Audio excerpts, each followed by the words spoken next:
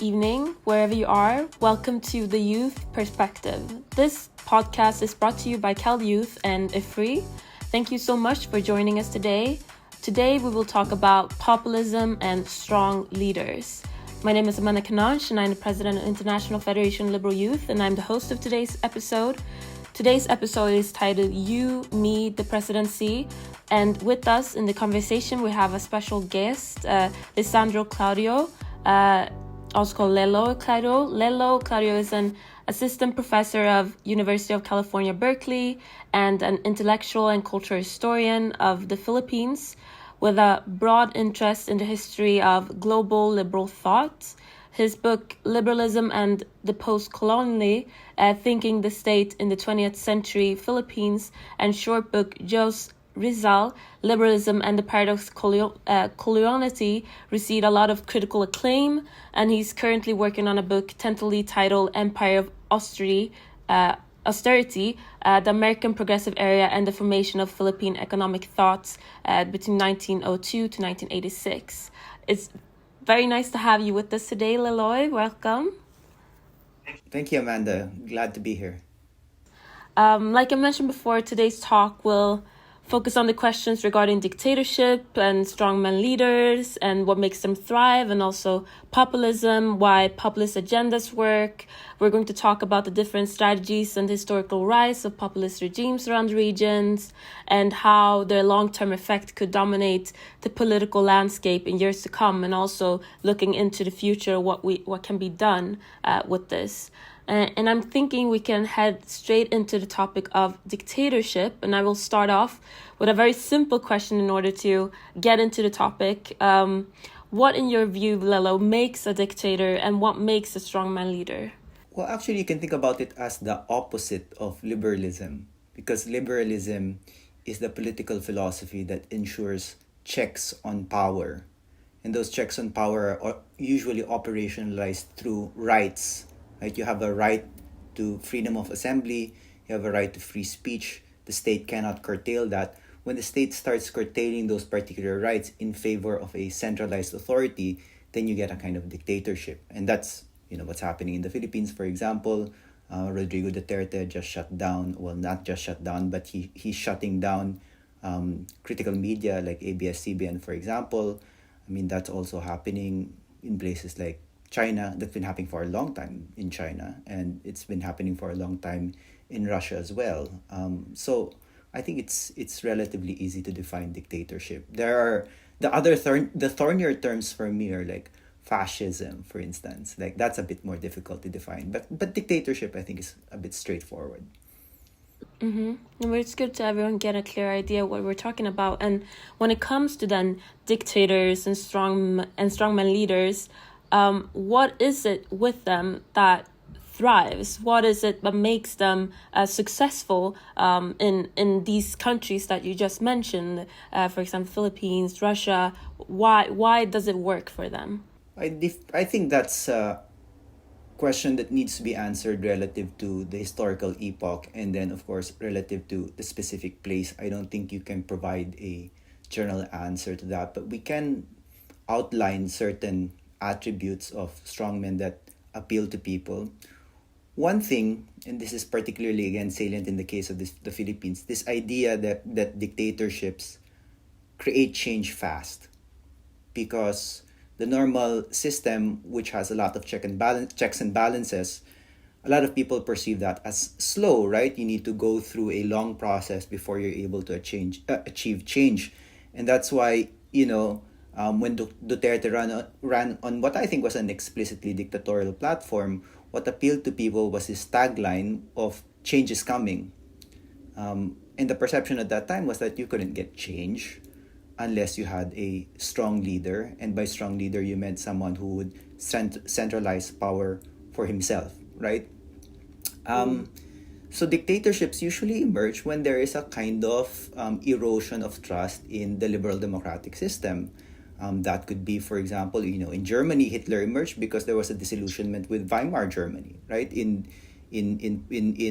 Russia, for example, Putin emerged because there was a disillusionment with the kind of economic liberalization and quick political liberalization that occurred after the fall of the Soviet Union. So they come during periods of heavy disillusionment. I think that's one thing that can be said. Mm-hmm.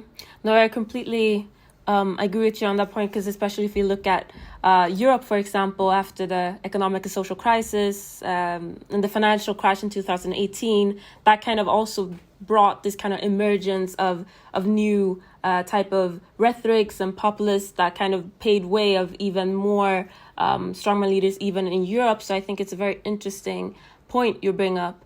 And on that point, kind of, if we're looking at the society now, it's also very much said, like you also mentioned, that authoritarian leaders thrive on crises and kind of on when people want change. If we look at society today, do you think after the pandemic and crises and these emerging, do you think there will be even a greater hold and grip on countries from dictators and strongman leaders as the world has been going through this great crisis at this time? That is the big question there, right? But I'm a historian, so I can kind of sidestep questions like that by saying, there's nothing in history that will allow us to predict what happens after this crisis, that you have some evidence. But if you look at what's happening right now, there are good signs and there are bad signs. For example, in Brazil, Bolsonaro, who is an authoritarian figure, botched pandemic relief and his numbers are dropping. And then conversely, you have people like Jacinda Ardern, who's not an authoritarian, and she did a very good job in New Zealand, and her numbers are up. And as a result of that, she's able to push for more progressive legislation because her response to the crisis has created a mandate. But then you also have, people like Rodrigo Duterte, who, to my mind, botched not just the response to the pandemic, but the response to the concomitant economic crisis. And he has a popularity of 97%. So we're not entirely sure. I mean, the world we're living in is unpredictable, and it's hard to mine history for events that will allow us to predict what happens now, because nothing like this is, history doesn't really repeat itself, right? This is a completely different conjuncture from the conjunctures we've had in the past. Mm-hmm. No, definitely. It's very interesting. And something these people, some of the people you mentioned, for example, Bolsonaro has in common is that their tool kind of to get to their position has been very much through populism. And populism is something we've seen on the rise recently all over the world, not only in Asia, also in Europe, and even in countries where we see, where we thought they were very, very stable democracies. Populism has kind of paved the way for strong men to get into power in even liberal democracies. And I'm kind of thinking, from your kind of historian perspective, why do you think these populist agendas work and continue to work? Well, there are multiple answers, but let me just home in on one factor, which is the media. I mean, I don't think electorates are used to the media landscape being saturated by this amount of misinformation and disinformation, right? And that's because it's only now that we're really grappling with the effects of whatever the internet and social media. And this is very similar to, the 1930s, when you had propaganda on both the left and the right using the new tool of radio. So Goebbels, for example, used it for the Nazis quite effectively, but for the totalitarian communists, Willy Munzenberg used the radio as well. So he's kind of the communist Goebbels. So it effectively aided the creation of what the historian Eric Hobsbawm called an age of extremes, because you had extremists on the right and extremists on the left, right, and very impassioned, and they both had this new outlet to promote their worldviews. And people didn't know how to deal with that. It took a couple of years before people were able to kind of approach this new media critically. And I think it might take, a few decades before we're able to approach this new media critically. A lot of people, they say, we should be used to social media by now, especially if you're a millennial or you're Gen Z. You're like, we're used to it already. But actually, look at your parents, look at your grandparents. They still don't know how to deal with this phenomenon. I mean, look at how credulous baby boomers are about the things they see on the internet. And there is a reason why, for example, the QAnon movement explicitly targeted baby boomers to be the foundation of their movement, because there's a lot of credulity there as a result of the fact that these people are not used to this media, right? And therefore it's very easy for them to trust whatever they see on screen. It's going to take a couple of years for us to really figure out how to deal with this media and how to deal with it critically and how to regulate it, right? Because the regulations are really not robust yet. Yeah, and that's definitely a challenge for the liberal parties to kind of try to balance the way of like how to regulate it, but still keeping that freedom of speech. It's a big conflict there that's gonna define us for a long time. I think this conflict between freedom of speech and also being regulating this in order to kind of push down on these disinformation and all of these things on these new media platforms. So yeah. Long ago that liberals, left and right, were celebrating the emergence of social media, especially during the period of Occupy Wall Street and the Arab Spring, for instance. So these were tools for social mobilization and tools for freedom of expression. And it's only now, really from 2016 onwards, with the rise of essentially Putin-inspired disinformation, that we see that these are tools for authoritarian management. Definitely. But if we're thinking kind of at the other side of this, and if we're talking about like kind of the social discourse, and how that because I know you work a lot with culture historian and stuff like that. If we look at the social discourse right now, I do think it has evolved very, very quickly in the last years, very much in conjunction with how social media has emerged. I'm talking about kind of the woke culture and kind of identity politics. And a lot of populists kind of use that as being anti-establishment by using the woke culture to say that that is elitist and we're opposing to this. Do you think these things have a connection? Identity culture, woke culture, and how the social discourse has been evolving, and also how populists have been able to use that in order to further their agenda. What are your thoughts on this? I mean, you see it everywhere. In the United States, for example, my own institution, the University of California at Berkeley, is the target of the far right. They say, it's a bastion of liberal woke culture. And that's equivalent to how, say, populists in India, for example, view Jawaharlal Nehru University, and that's equivalent to how populists view the University of the Philippines, in the Philippines as well, these bastions of out-of-touch, elite, woke liberal people. Now,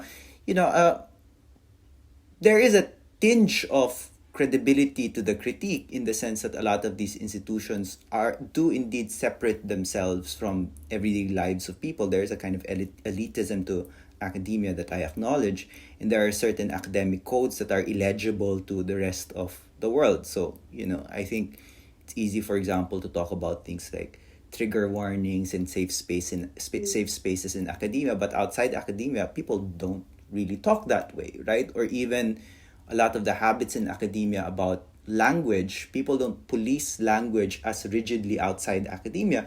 So the critique of the right, part of that has validity, but of course they overblow it because it is refracted through social media and propaganda institutions like the Murdoch Network, which is not just Fox News. I mean, the Murdoch Network is a global network of disinformation and propaganda, really. And so, for example, nowadays in the United States, there's a heavy critique of critical race theory, for example, which is overly simplified. You can critique critical race theory, but the way it's being critiqued is that essentially it's the big bogeyman that is anti-American, that will erode the values of society as a whole. And when it gets to that point, it just stops to make sense. What I do want to say about populist culture is something the political scientist Marcus Mietzner says about the case of Indonesia, which is that populist culture allows us to be more comfortable with what was taboo in the past. And so things that couldn't have been said before, you can say now. And I think that's one of the defining characteristics of populist culture. And a lot of taboo really has to do with issues of respect for women, actually. So the taboo that is being challenged by this culture is essentially the taboo um, of not being disrespectful towards women, and it's the taboo of misogyny. This is particularly prominent in the Philippines, right? The Duterte phenomenon is a misogynist phenomenon. It's largely a misogynist phenomenon as far as I'm concerned. Yeah, no, definitely. And I completely agree with you, what you said, and especially when it comes to what you said about the Vogue culture and how that is used, especially because it becomes so easy for the populists to say that it is elitist when we're talking about, for example, pronouns. Or they use that example, like why we talk about pronouns, while these regular Americans are losing their jobs. So it becomes like a very easy rhetoric, like you said, very oversimplified. So it is something that's, I think, also as liberals, because liberalism is a part of this kind of woke culture in a lot of ways, has to be kind of think about. But when we kind of establish that this is kind of happening now, how do you think the long-term effect of this kind of populist rhetoric in general, and what we have talked about, like the wokeism and also what you mentioned in media, do you think their long-term effect will dominate the political landscape in years to come, what we're seeing now? No, again, predictions, something I'm not very good at. I should say, for example, that my record with respect to predictions is really, really terrible. In 2016, I said Rodrigo Duterte had no chance of winning the presidency. It was a complete dark horse, and I was proven very, very wrong. So after that, I just stopped predicting. But I think at this point, if you're looking at populism as a general phenomenon, I don't see what is going to repudiate it on a global level. The fascism of the mid 20th century, that was repudiated by a war, by World War II. And so the way we got rid of it was essentially we beat Hitler, right? We beat the Japanese Empire. We beat Mussolini. And then occupation troops came in and in certain cases really re-educated people. How are we? I don't see that happening. Are people going to come in? Is an occupying force going to come in to say the Philippines and then re-educate people and tell them that it's you shouldn't support someone who murders thousands and thousands of alleged drug users? Are people going to come in Thailand and say, we re-educate you? After we re-educate you, you cannot believe in lèse majesté anymore, right? You cannot be like an authoritarian royalist anymore. I mean, that doesn't work. That's not going to happen. So what reckoning will happen? I don't see it happening anytime soon, right? And I'm not advocating for war, so I don't know what kind of reckoning will happen. Yeah. But why do you think, it kind of goes back to a little thing we talked about before, why do you think these populist parties were so successful in the elections? I mean, we have the media and all of this, but do you think there's something deeper from a historical perspective that led us to this point? And many, like you mentioned the crisis. I think the economic crisis is one example. I think the other example is really the growing power of authoritarian centers of authoritarianism. And here I'm talking about China, Russia, Saudi Arabia, for example. So there's a kind of authoritarian populist international now, and they're becoming very assertive. So it is about the geostrategic alignment of the world as well, right? With an assertive China. And China is, of course, supporting governments that are authoritarian as well, and so is Russia, right? It also largely has to do with, kind of uneven democratizations that have happened in the 90s and the 2000s and even in the 2010s. So you look at, for example, the kind of bumpy road towards democratization that happened in Myanmar, right? They were becoming democratic, but at the same time, they were murdering Rohingya, right? And So it's a society that, in a sense, does not escape crisis, and now has re-entered as just actually this coup is just a continuation of a crisis that never really abated. No, well, definitely. So that has really led to what you're referring to, that in recent years domestic politics, at least in Europe, have become arguably less predictable. And that's why I understand why it's hard for you to predict, because it's become more and prone to sudden and unexpected changes that even all the political scientists didn't predict. Looked at Brexit, look at the first. Or if you look at the US, no, not a lot of people expected Donald Trump to win when he did against Hillary Clinton. So it's become a lot less predictable, which is hard for us as liberals and as politicians to navigate. So I definitely understand what you mean with that. But if we're talking about different continents, if we're comparing Asia to other continents in regards to Asian populism, do you think there's anything unique about that in comparison? And in which other aspect does it come closer to the populist discourse articulated in other regions? Do you see any differences? Or if you have any insight also in Europe, I think it's also interesting to compare. I know you're in the US, so. Well, I think what's really driving a lot of global authoritarianism, if not populism, is the power of authoritarian China, of communist China. And the CCP is an institution that represents all of the tendencies that we dislike as liberals. I mean, just look at what they're doing in Xinjiang province, for example. They're running veritable concentration camps there, right? There's a terrific article in the New Yorker just 2 weeks ago, I think, about that, or a month ago. And what's unique about Asia is that we are becoming China's backyard. I mean, this is particularly pronounced for the Philippines, right? Why is Rodrigo Duterte so powerful? It's because largely he thinks China has his back, right? And there was a takedown, for example, of pro-Duterte Facebook accounts a couple of months ago. And the reason why it was taken down is that these accounts were funded by the Chinese government. So that's your first very clear evidence that there is a link between the kind of propaganda machinery of Duterte and the Chinese government. So what's unique about Asia is that we are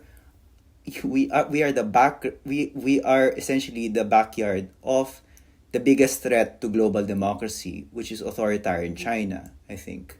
And of course, you see that in disputes about the South China Sea, right? It's not just the Philippines, it's Vietnam that has to deal with this, right?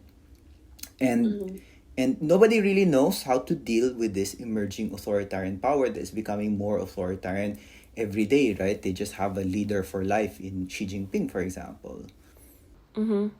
No, yeah, definitely. And I think what's also scary from kind of a liberal standpoint with the rise of China is that it kind of poses as systematic questions about the West's future, by kind of bringing to the forefront that democracy is not a requirement for economic success, which has been something we've been saying for a long time. But then China comes and has this completely different method and is kind of ruthless in their very ruthless in their methods, and is this great economic and political power in the world. And this kind of, from the Europeans' perspective and the West's perspective, becomes a question we have to really talk more about, and how we were going to deal with this, because it is very hard, and it's something that's very new in that sense. So I think it's very interesting that you bring that up as like a factor in the Asian populism.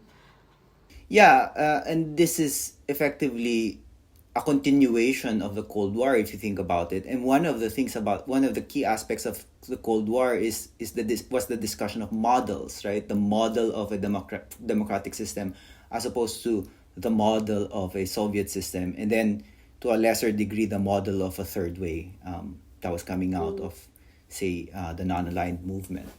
And nowadays that debate is alive again, and the Chinese are essentially promoting their model of development as an alternative to Western liberal democracy. And that is particularly dangerous in the context of Asia because that is appealing to Asians, right? If they say that this is the Asian way of development, then Asians say, oh, okay, fine. Like, this might be our way. We might not have to be tied to the models of the West.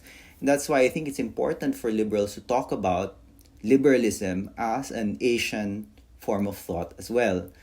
Not just to say that, liberalism is Western. You also have to argue that liberalism is something that has been actively constructed and redefined in the context of Asia, and that we can speak of Asian liberalisms, even as we acknowledge that liberalism historically has had a lot has placed a lot of its roots in the West, right? Definitely. So I think there are two steps here. The first step is to acknowledge that Asians have participated in the history of liberalism, but I think the more radical step is to say it doesn't matter where an idea comes from. It could come from the West, it could come from Greece, it could come from China, it could come from the Philippines. If it's a good idea, it's a good idea, right? And that is the antidote, I think, to a kind of almost xenophobic approach to political philosophy, where you say if it's not ours, then it doesn't matter to us. I mean, that's an absurd position. I mean, think about science, for example. Nobody asks, when they're studying the DNA, nobody asks, for example, if the helix structure was discovered in Cambridge. They're like, oh, it's, and then they claim, oh, the DNA is Western, right? No, they're like, the helix structure of the DNA makes sense, therefore we'll use it. I'm not saying that science and political philosophy are completely analogous, but I think that kind of attitude would be warranted in places like the Philippines. You say, I'm not entirely sure. A lot of liberalism came from the West. So what? It's a good idea. And it's a good universal idea because it's an idea that's tied to the universal idea of freedom. Everybody wants a certain degree of freedom and autonomy. I think that's inherent, right? And a political philosophy that foregrounds that, I think, automatically has universal appeal. So my favorite liberal thinker in the Philippines, Salvador P. Lopez, who was chair of the UN Commission on Human Rights in the 1960s, and just a brilliant theorist of liberalism, said, liberalism is universal because tyranny is universal. Yeah. No, that's super interesting, especially when you're talking about the approach of it. I think this is something a lot of liberals needs to take to heart, because I think a lot of the time you kind of take this kind of, I don't want to use the word colonial, but kind of like colonial approach of how to bring, bring, in a sense, liberalism to places, instead of acknowledging that these people already, a lot of people already think this way. It's just like you have to show, and kind of show the support, and also talk to each other about how the best way to put forward it in their countries are, rather than kind of saying that we're bringing liberalism to you. We know how it is supposed to be. This is how you should form your society. People already know what's the best for their society, and oftentimes they think in this liberal way, but just like we have to work together in order to move forward. So I especially agree with you when you say that we as liberals have to learn that in a lot of way. Yeah, and you'd be surprised about where you can find liberalism. You find it in the most unlikely places. So, for example, last year there was a book called Liberalism and Democracy in Myanmar, written by the political scientists Roman David and Ian Holliday. And they make the argument that even in a place like Myanmar, which has been conditioned by authoritarianism and authoritarian thinking for a very long time, that there are liberal sentiments that are bubbling just below the surface and that can be tapped. And you're seeing that actually being tapped now amidst these rallies against the junta, right? So you see it everywhere, because the demand for freedom is everywhere. Mm-hmm. Definitely. If we kind of continue on this kind of path, but bringing it about a little bit back to populism, there is suggested literature that says that populism is both corrective and a threat to liberal democracy. Can you kind of give your thoughts on this kind of theory or thought that some literature have? Yeah, I think that's right. It is largely a corrective, and you see this, I think, most pronounced in the US Democratic Party. Right? I don't think, for example, that the US Democratic Party would be this bold about social spending had the populist threat not emerged, right? Because the populist threat was, one of the appeals of Donald Trump was, this idea that certain places in the US had been left behind, that the Rust Belt, for example, had been left behind, right? That the average person, that the working class had been left behind. And what you get now from Biden, for example, is this big infrastructure package that is unprecedented, that we really haven't seen in the United States since the era of Lyndon Johnson's Great Society. And I think that's very important. And the reason why it's a very important corrective is this. The historian of Europe, Tony Judt, once said that liberalism can only survive essentially with social democracy. Why? Because it is social democracy that binds people to liberal institutions. And I'll concretize this. If you're an average Juan de la Cruz, which is the average Joe in the Philippines, if you're the average Juan de la Cruz, under what conditions will you trust your government? Won't you trust your government more and the liberal institutions that your government is upholding if it is that same liberal institution that provides you, say, with housing, with healthcare, right? And so the kind of what people have called neoliberalism is actually an anathema to liberalism, because it doesn't bind people to liberal institutions and they feel no affection towards those institutions. So it does lead to ruin. And we know that because, neoliberalism run roughshod over many liberal democracies during the course of the 1990s, and people are essentially disillusioned with it. Who was the symbol of that, say, in the United States? Bill Clinton, right? And to a lesser degree, of course, Hillary Clinton. And I think that's one of the reasons, apart from misogyny, why Hillary Clinton didn't win. And if you look at Biden and the new generation Democrats, it's now impossible for them to go back to that. And I think that's the challenge for a lot of liberal parties across the world. So I think, the Philippine Liberal Party, for example, one of its challenges is to correct for its mistakes before. So it's very clear that Filipinos are disillusioned with, say, the Liberal Party of the Aquino years in the Philippines. As much as, I actually admire President Aquino, but I think there needs to be an adjustment that acknowledges that disillusionment. I don't know what form that would take, but the Liberal Party in the Philippines cannot exist in the way that it existed before. It just has to be a different animal, the same way the Democratic Party in the US is a different animal from the way it was before. So that's how it works. That's how populism works as a corrective. In terms of challenge, it's very clear that it's a challenge because it's an electoral challenge. Populists or authoritarian movements can wipe out liberals. Electorally, that's what happened in the Philippines. For example, in the midterm election, the opposition did not get any seats in the midterm senatorial election in the Philippines, right? The threat is that they could kill democracy, right? The Philippines, it's happening right now. They want to elect Sara Duterte president and make Rodrigo Duterte his vice president, which effectively means he could still be president, right? That's killing democratic transition in the Philippines. And so it's a very clear-cut threat. I mean, in the United States, you also have kind of voter suppression coming from the Republican Party. So populist authoritarianism, whatever you want to call it, is a threat to liberals because it could erode the system that liberals hold dear. Yeah. No, definitely. It's super interesting what you're saying, because this is something I think liberals really need to consider, because we've kind of moved from when democracy and liberalism was seen as kind of the very interconnected, and populism had kind of taking over and used our own tool against us by taking over democracy and using democracy in their own favor. And especially, like you said, when institutions and the people no longer come in line, and when people don't see the institutions as representing them anymore, see them as legitimate, of course, it's not unsurprising that we have this kind of resurgence of populism, because the tool of democracy is very favorable to populists and liberals. If I kind of ends up in this way where we really favor democracy, but at the same time, it's a tool that the populists can use very easily, but we also very favor it. So it's it becomes a challenge that we really need to look at in the future. Other challenge there is, liberals actually also favor expertise and knowledge. Yeah. Bureaucracy.